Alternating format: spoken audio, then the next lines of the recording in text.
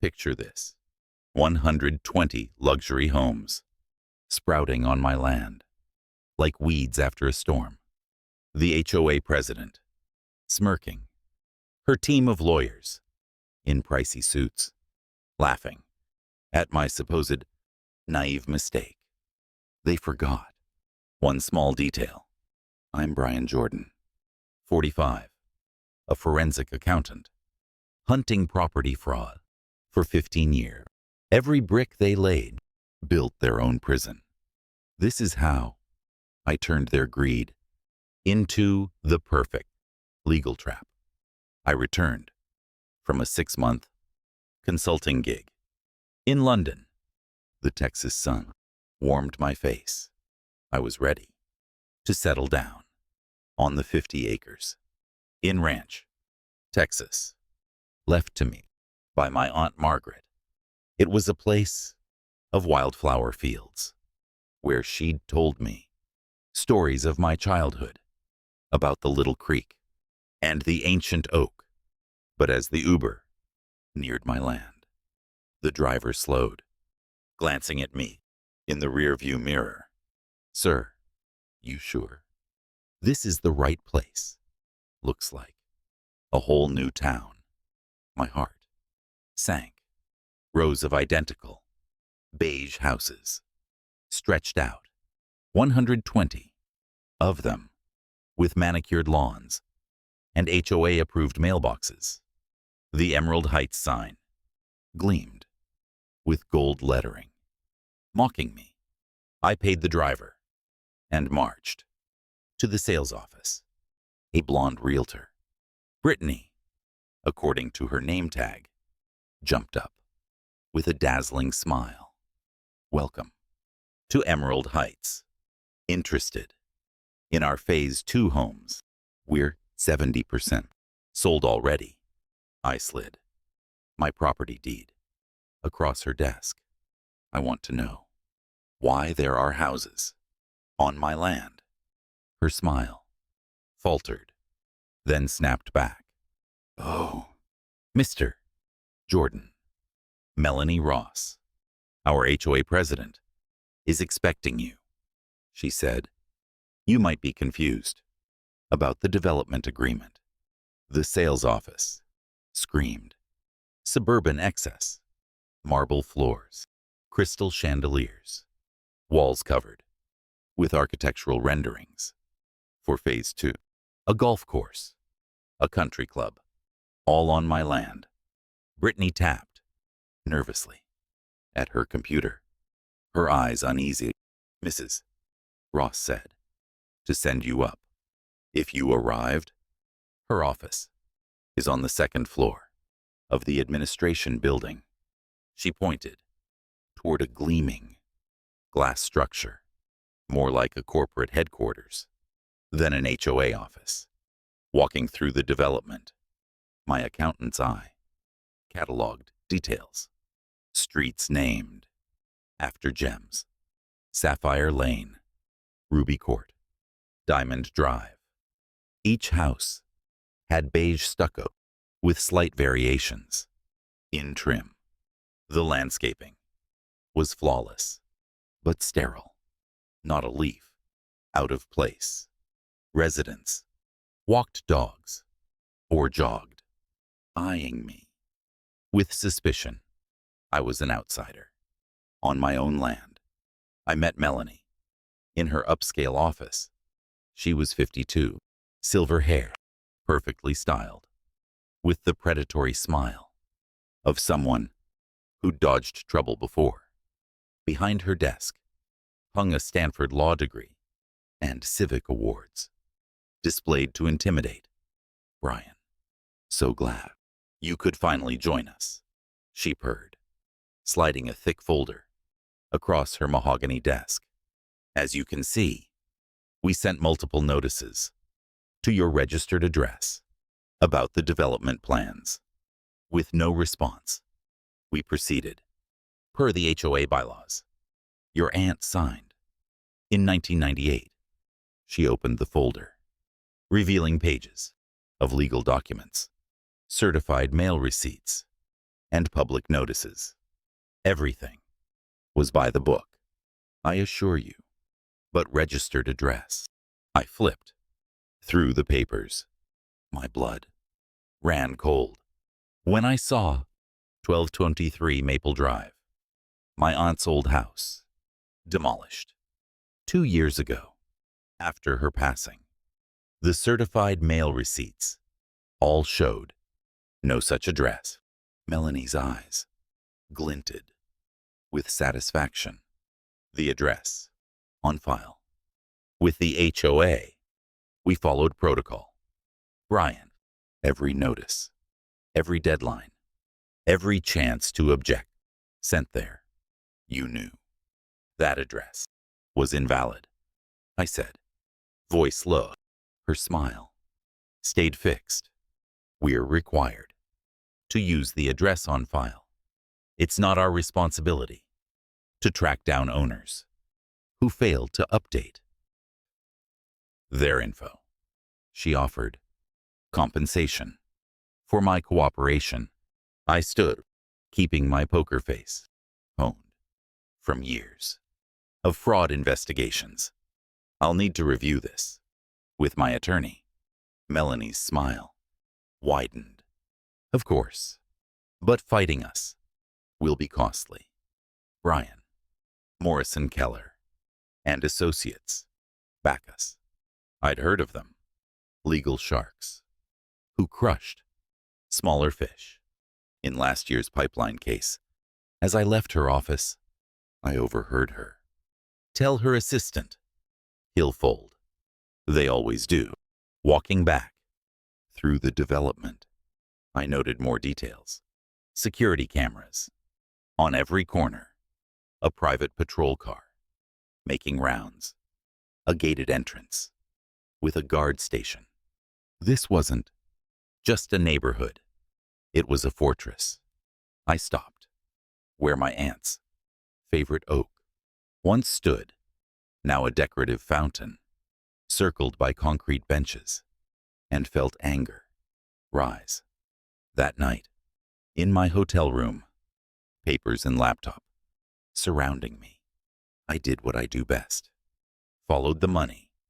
Melanie's confidence wasn't just arrogance. It was the certainty of someone who'd done this before. Public records revealed her as Melanie Ross Hutchinson, law license suspended in 2016 for fraud. Then my phone buzzed. A text from an unknown number.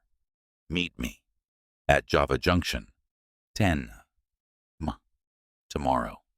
A friend. I smiled. Anonymous friends meant secrets. I replied, I'll be there, and kept digging. By 3 a.m., I'd traced 15 other properties, swallowed by Emerald Heights. Over the past 5 years, the pattern was clear. Elderly owners, distant heirs, and always notices sent to outdated addresses. Melanie's trap was coming into focus. Melanie's smug grin burned in my mind. 120 homes on my land. And she thought I'd just fold. She didn't know. Brian Jordan, forensic accountant, 15 years, sniffing out fraud. Her trap was a house of cards. And I'd found my first breadcrumb. Java Junction, a dusty diner, sat far from Emerald Heights cameras. Perfect for secrets. I arrived early. Black coffee. Corner booth. Eyes on the door. Ranch. Texas. Locals. Construction workers. Retirees. Filled the place. Their chatter. A low hum. At 10 a.m. Sharp. A young woman. Navy suit. Walked in, scanning nervously. Allison West. Her name. Whispered as she slid into my booth. Her hands trembled, setting down a briefcase. Dark circles under her eyes, barely hid by makeup. This was someone who hadn't slept. "Mr.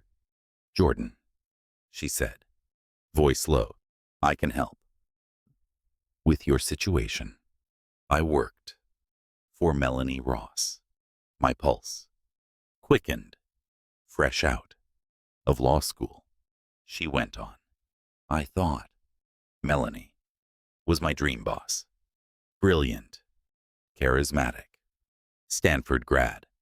She paused, eyes darting. "Then I saw what she's really doing." Allison opened her briefcase, revealing a folder, thick with papers, emails, memos, financial records. Emerald Heights isn't just an HOA. It's a property scam. Melanie targets vulnerable land, elderly owners, absent heirs. She sends notices to addresses she knows are dead, claims abandonment, then builds fast with developers for millions. She slid the folder to me. "This proves Melanie knew your aunt had passed. Look, an email from Melanie to her assistant, dated 3 months before the build. Old lady's gone. Send notices to Maple Drive." Anyway, she laughed, called it fishing in a dry pond. My fists clenched. The callousness stung. "There's more," Allison said, pulling a report. Melanie skipped environmental tests. "Your land has contamination. Permits faked to rush the build." My jaw tightened. She'd poisoned my aunt's land for profit. "Why me?" I asked, studying her face. "Why not?" "The cops." Allison's laugh was bitter. "I tried. Melanie's connected. Judges, counselors, even FBI. When I pushed, she blacklisted me. No firm in 3 states will hire me." She leaned in. "Your aunt, Margaret, mentored me in law school. She knew Melanie's game and left you the land because you'd fight." She handed me a letter in Margaret's handwriting. "Dear Brian," it read, "if you're reading this, Melanie's moved. The land is evidence. Dig under the oak, by the creek. Trust Allison. Love, Margaret." My throat caught. Aunt Margaret had planned for this. Allison's eyes softened. "There's more. Your aunt wasn't random. She fought Melanie for years, filed complaints, hired investigators. These documents," she tapped the folder, "they show 15 other properties taken the same way. Old owners, fake notices, quick sales." My mind raced. A pattern, clear as day, but patterns weren't enough. I needed hard proof to bury Melanie. "What's your end game?" I asked. Allison's voice hardened. "Justice.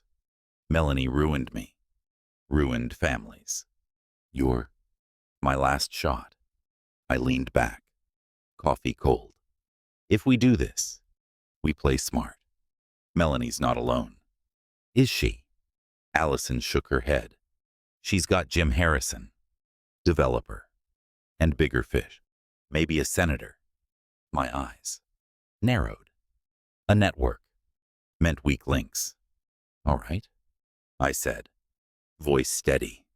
"We dig under that oak tonight. And you stay close to Melanie. Feed me what she does." Allison nodded. A spark In her eyes, deal. As we left, the diner's bell jingled. I felt Aunt Margaret's strength. In that letter, Melanie's fortress was cracking. Her greed had left a trail, and I'd follow it to the end. The Texas night was still, stars bright over ranch. Allison and I crept to the creek, shovels in hand, hearts pounding. Aunt Margaret's letter burned in my pocket. Dig. Under the oak, she'd written, Melanie Ross thought she'd won her 120 homes, a fortress on my land. But I, Brian Jordan, forensic accountant, was about to crack her scheme.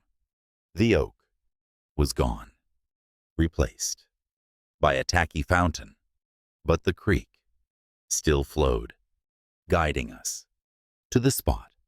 We dug, dirt flying, sweat dripping. In the moonlight, my shovel hit metal, a dull clang. A waterproof box emerged, heavy, locked tight. Allison's eyes gleamed. This is it. Back at my hotel, we pried it open. Inside, HOA contracts, audio tapes, a diary in Margaret's hand, and then the bombshell. Geological surveys from 1997 showing natural gas worth $50 million under my land.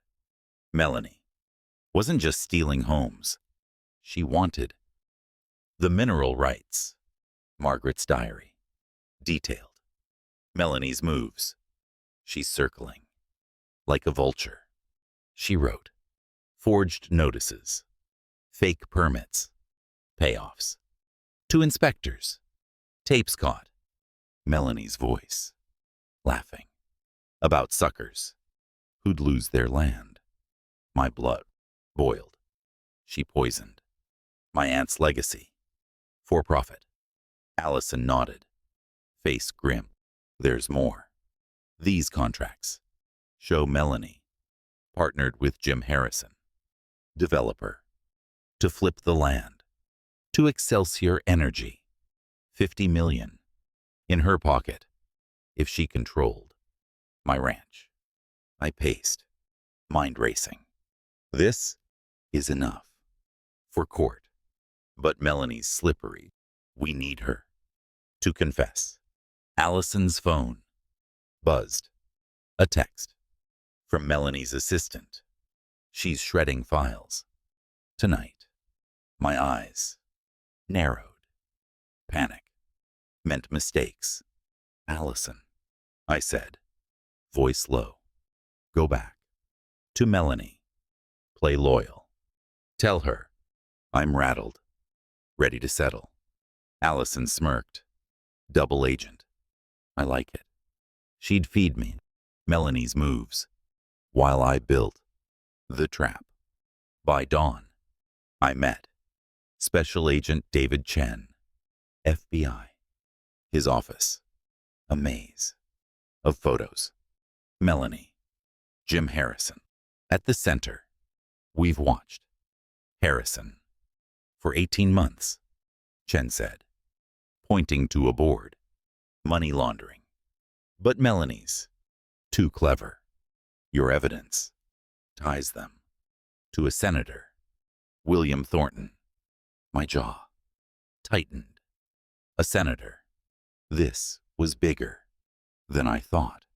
We need a confession, Chen said, eyes serious. Wear a wire. Offer a deal.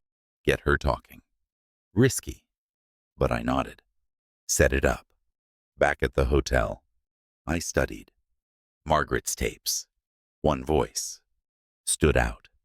A councilman, bribed to ignore contamination reports. My land, poisoned for speed. I called Allison. She's spooked. Allison whispered, moving money offshore, fast. Mentioned. The senator. Covering her. I grinned. Grimly. Good. Let her run. Right into our net. Allison's voice hardened. She offered me 100 grand to spy on you. I said yes. Perfect. Melanie thought she had Allison. She had nothing. I drove to the creek, alone. Margaret's diary in hand. Her words echoed. The land is more than dirt. It's truth. I traced the survey. 50 million in gas. Melanie's real prize. My resolve hardened. She'd pay for every lie, every forged paper, every blade of grass she'd ruined. Allison texted, meeting tomorrow. Melanie's office. She thinks you're desperate. I replied, let her think. She's won. The trap was set. Melanie's greed, her fortress, would crumble.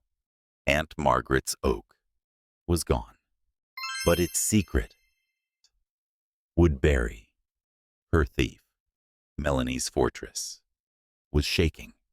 Aunt Margaret's evidence, the gas deposits, worth millions, fueled my fire. Today, I'd play her pawn to trap her queen. The wire, taped to my chest, felt cold. FBI tech, hidden well. Agent Chen's words echoed. Get her to talk about the fraud. Allison's text came at dawn. Melanie's cracking, shredding papers, calling Jim Harrison. Frantic. I grinned. Grimly. Panic was my ally. I walked into Emerald Heights, past Sapphire Lane, to Melanie's office. Her glass palace gleamed, but I saw cracks. In her armor, Melanie sat, behind her desk. Silver hair, still perfect, but her eyes darted like a trapped animal. No smile. Today. What do you want? Jordan. She snapped, voice sharp. I played my part. Shoulders slumped, voice soft. I'm tired. Melanie, you've sold most of the houses. I can't fight. Forever. Let's settle. Her eyes narrowed, suspicion flaring. Settle. You. She leaned forward. Name. Your price. I paused, letting silence stretch. 5 million. Cash. Tonight. I sign your NDA and disappear. Melanie laughed. A brittle sound. 5 million. You're dreaming. But her fingers tapped the desk, calculating. 2 million. She countered, voice low. And you never come back. I shook my head. Slow. 4 million. Or I go to the press with everything. Her face paled. Everything. You've got nothing. I leaned in, voice steady. I've got your emails, fake permits, contamination reports, and tapes of you laughing about my aunt's death. The wire hummed under my shirt, catching every word. Melanie's jaw tightened. You're bluffing. But her voice wavered. Am I? I asked. Eyes locked. You knew. Maple Drive was gone. You sent those notices to steal my land. She stood, pacing, careful. Jordan, you don't know who you're dealing with. Then tell me. I pushed. Who's pulling your strings? Jim Harrison, the senator. Her eyes flashed. A mistake. You think you're clever, she hissed. I built this empire from nothing. The gas rights were mine until you showed up. My pulse raced. She'd slipped, admitted the prize. Gas rights, I said, feigning shock. So that's why you poisoned my land.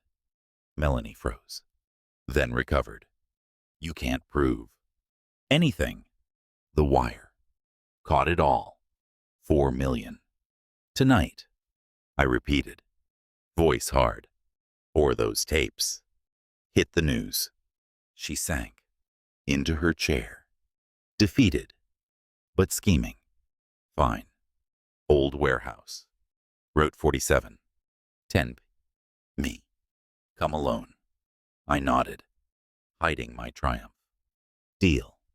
As I left, her assistant scurried to Melanie's side. I overheard, call the senator. Now, my trap was closing. Outside, Allison waited. In her car, she took the bait. I whispered, climbing in, admitted, the gas, and notices. Allison's eyes lit up. She's done, but she's desperate. Brian, she offered me 200 grand to sabotage you. I smirked. Let her think. You're hers. Allison nodded, then handed me a new email. From Melanie to Jim. Rush closings. No inspections. Cash deals. Melanie was burying herself. Deeper. I called Chen. She's meeting me. Warehouse. Tonight. Gas rights. Confirmed. His voice was steady. We'll be ready. But stay sharp. She's cornered. And dangerous. I hung up, staring at Margaret's diary. In my bag, her words fueled me. Truth is stronger than greed. Melanie's empire, built on my land, would fall tonight. Her lies, her fortress, her millions, crumbling under the weight of my aunt's plan and my trap. Melanie's empire was dust. Her 120 homes on my land, her greed. Her downfall had her cornered. Aunt Margaret's plan, my trap. Tonight, it ends. The warehouse on Route 47 loomed dark. In Ranch, Texas, my wire hummed. FBI hidden in the shadows. Melanie arrived. 10 p. Sharp. 2 goons at her side. Duffel bag, heavy, in her hand. 4 million. Cash.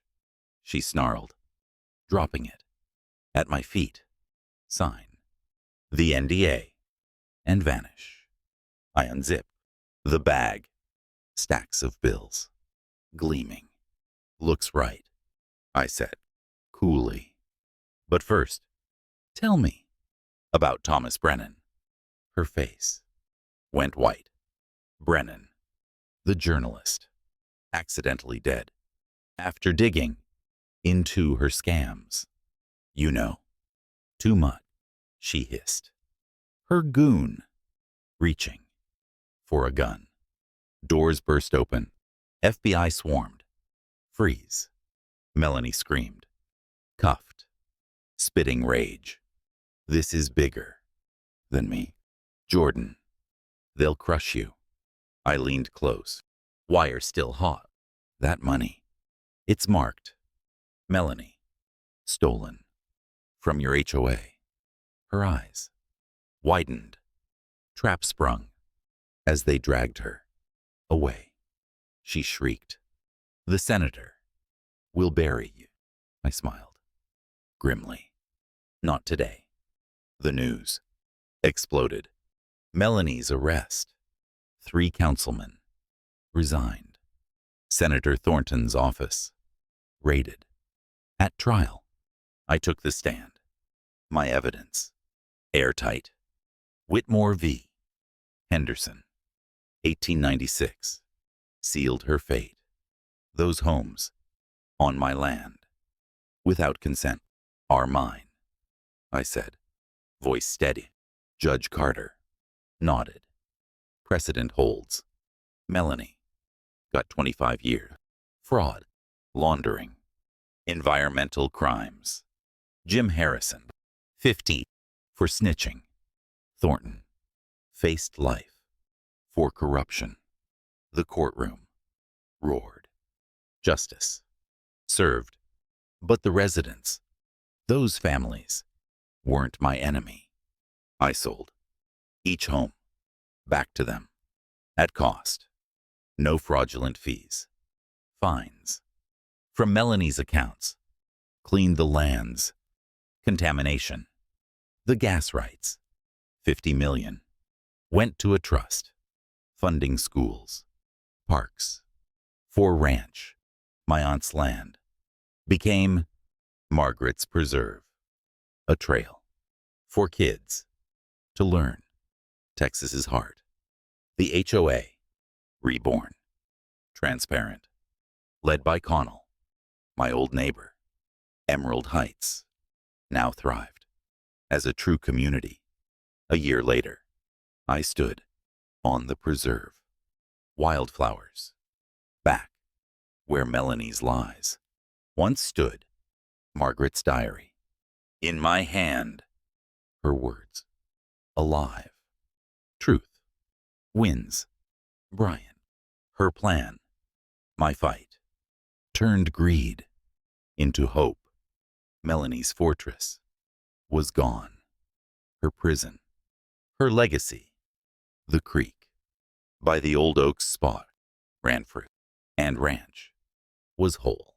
If this saga lit a fire in you, smash that like button.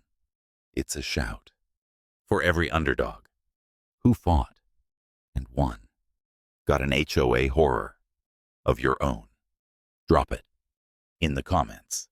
I'm all ears. Loved. This Texas Takedown. Hit subscribe for more tales of grit and justice. Let's keep the fight for truth alive together.